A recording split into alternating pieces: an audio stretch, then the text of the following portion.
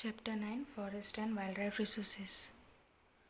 So today we are gonna to deal with the topic wildlife on extinction. Before that we have already covered the part of wildlife diversity and remedies to prevent forest and what is mean by deforestation and all. So without wasting much time, let's start our today's topic, which is wildlife on extinction. So before starting, let me tell you that this topic is too much small and explaining much is not needed in this topic. Only some data and figures are given which we have to mug up, and this topic is a kind of important for the MCQ base. Okay, so maybe MCQ could be asked from this topic. So without wasting much time, let's start. So first let us read out that what kind of information is given over here. So the topic starts with that today many wildlife animals in the world are on the verge of extinction. So what is the word meaning extinction? Here also you can see that wildlife on extinction. So extinction, it means that those species which are only very in less number, or those species which are gonna to be extinct soon. Okay, तो जो भी ऐसे species जो कि या तो extend हो चुकी है या तो एक्सटेंड होने वाली है, उन्हें हम कहते हैं एक्सटिंक्शन. मतलब एक्सटिंक्शन का एक सिंपल सा मतलब है दैट जो कि ज़्यादा एग्जिस्ट ना करे. ठीक है, तो एक्सटिंक्ट का मीनिंग क्या कह सकते हैं? No longer exist. जो ज़्यादा अभी एग्जिस्ट नहीं करते, या तो मतलब बहुत कम है उनकी species. Okay, so next point है हमारा that tigers were found throughout India during the last century. Tigers were seen in the forest Idar, Ambaji and Danta. Okay, so ये जो लाइन्स यहाँ पे जो आपको दिख रही है, जो अंडरलाइन की हुई है, उन्हें इट्स माई सजेशन कि आप उन्हें अंडरलाइन कर रखें, क्योंकि MCQ में आ सकता है that in India's first century where the tigers were seen. ठीक है, तो ऑप्शंस होंगे 3-4, उसमें इडार होगा, अंबाजी होगा, डंटा होगा, मतलब इनमें से कुछ भी होगा, आपको सिलेक्ट करना होगा. ठीक है, the next time that today tigers are totally extinct from Gujarat forest areas. ठीक है, तो आज की डेट में टाइगर्स गुजरात में टोटली एक्सटिंक्ट है. ठीक है, मतलब नहीं पाए जाते. देन चीता is also becoming extinct from Indian forest, many bird species. Okay, तो यहाँ तक हमें क्या पता चला कि टाइगर्स जो है वो इंडिया के फर्स्ट सेंचुरी तक पाए जाते थे हमारे कंट्री में, but due to all this deforestation and all, अभी इम्पैक्ट्स भी हम पढ़ेंगे इसके, क्या हुआ, जो टाइगर्स हैं वो बहुत मतलब पाए जाते थे कहाँ कहाँ पे, Idar, Ambaji and Danta, but now they are totally extinct from Gujarat forest area. ठीक है, ये याद रखना कहाँ से एक्सटिंक्ट है, Gujarat forest area. And probably cheetah is also becoming extinct from Indian forest. ये आपको याद रखना है. MCQ में ऐसा हो सकता है कि पूछे कि चीता कहाँ से एक्सटिंक्ट हो रहे हैं, तो गुजरात भी होगा ऑप्शन में, इंडिया भी रख सकते हैं. देख, इंडियन फॉरेस्ट और गुजरात फॉरेस्ट कन्फ्यूजन आएगा, लेकिन उसमें आपको क्या करना है, इंडियन फॉरेस्ट, क्योंकि हमारे बुक में इंडियन लिखा हुआ है. That's not a doubt that कि गुजरात भी इंडिया का ही पार्ट है, बट फिर भी हमें MCQ में यही टिक करना है दैट चीता is also becoming extinct from Indian forest. इसका सिंपली मीनिंग है कि इंडियन फॉरेस्ट से चीता का जो नंबर है, स्पीशीज़ है, वो भी एक्सटिंक्ट हो रहे धीरे धीरे. ठीक है, तो एनिमल्स का हो गया. अब हम आगे स्विच ऑन करते हैं बर्ड्स पे. ठीक है, तो क्या है, many bird species. So many bird species which were very easily seen in Indian forest are now hardly seen. Some of them like vulture, duck with pink throat, cranes and voles are on the edge of extinction. यानी कि बहुत से ऐसे birds की species थी जो कि बहुत इजीली इंडियन फॉरेस्ट में मिलते थे, but now at present situation they are very hardly seen. Okay, so कुछ एग्जाम्पल्स दिए हैं. क्या क्या है, vulture, duck with pink throat. ये ध्यान से देखना है यहाँ पे. डक कैसी डक, कोई ऐसी वैसी नहीं कि येलो थ्रोट एंड बीक. यहाँ पे स्पेसिफिक मेंशन किया है duck with pink throat, cranes and owls are on the verge of extinction. Then this one is the most important and it may ask in MCQ or one line question answer आ सकता है। That चिलोट्रो bird once widespread in Arunachal Pradesh of north east is not seen so easily. मतलब पहले जो ये चिलोट्रो bird थी वो बहुत ही इजीली अरुणाचल प्रदेश में मिलती थी, यानी बहुत ज़्यादा स्पीशीज़ थे वहाँ पे, बट अब ऐसा नहीं है। वहाँ पे भी एकदम हार्डली सीन होती है, जल्दी नहीं दिखती, यानी ये भी on the verge of extension ही है।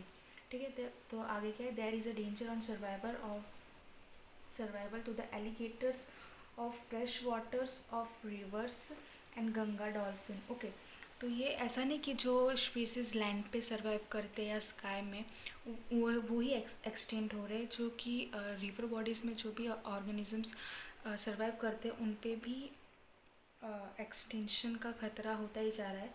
तो उनमें कौन कौन आ रहे हैं, पहला तो ये गंगा रिवर की जो डॉल्फिन होती है वो, और second alligators of fresh waters.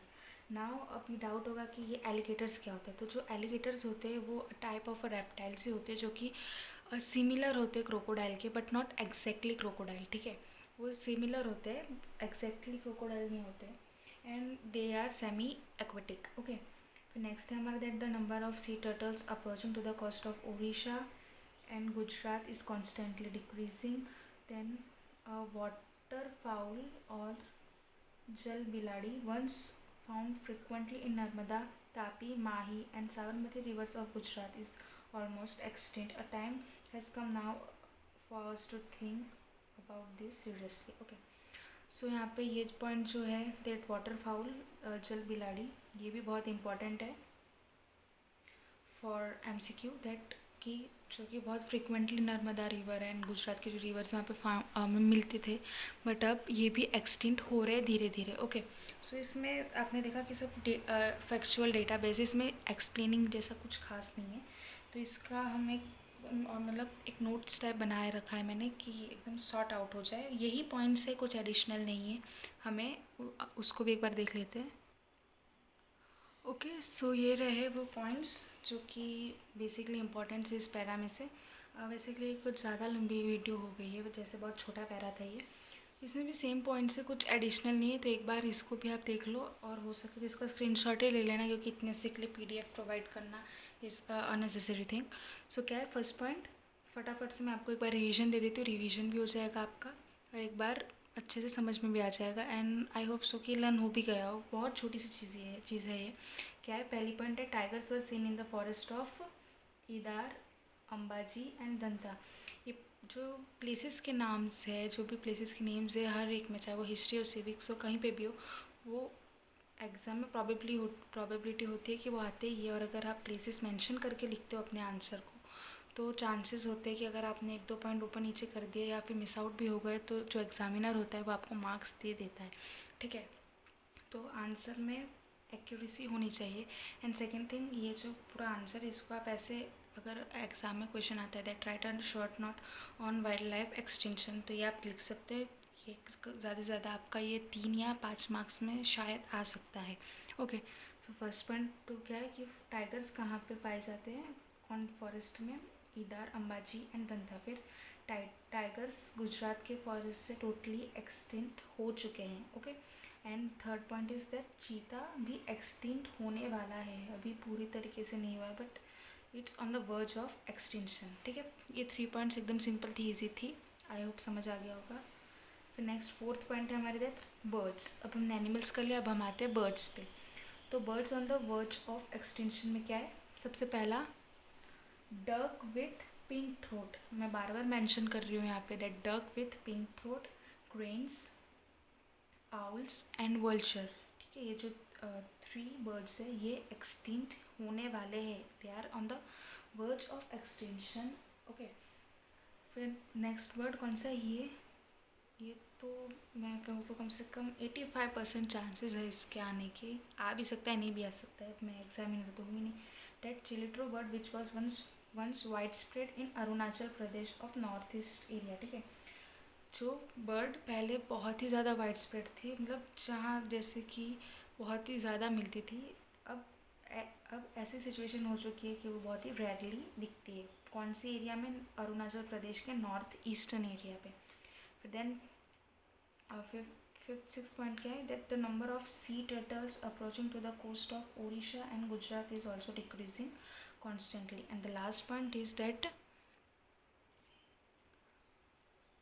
ये रहा waterfowl or jal biladi once found frequently in Narmada, Tapi, Mahi and Sabarmati rivers of Gujarat is almost extinct at present situation.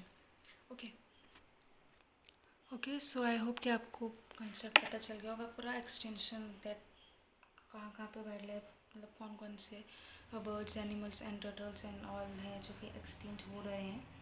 ठीक है, तो अब इसमें ज़्यादा है नहीं. हाँ, एक मेन चीज़ इसमें जो थी वो वाटर बॉडीज़ एनिमल्स जो थे, dolphin of Ganga river and alligators are also on the verge of extension. So I hope आपने इसका स्क्रीनशॉट वगैरह ले लिया होगा, आपको सब समझ में आ गया होगा. अगर कोई भी किसी भी टाइप का डाउट रहता है तो आप कमेंट सेक्शन में पूछ सकते हो. एंड नेक्स्ट टॉपिक जो है हमारे, वो दोनों हम एक ही वीडियो में कवर अप कर लेंगे. तो बस आज के लिए इतने. अगर कोई भी डाउट होता है किसी भी टॉपिक पे, कुछ भी कहीं पे भी आपको समझ में नहीं आया होता है, तो आप कमेंट सेक्शन में पूछ सकते हो, वहाँ पे मैं आपको आंसर दे दूँगी. ओके, सो आज के लिए बस इतना ही. Thank you.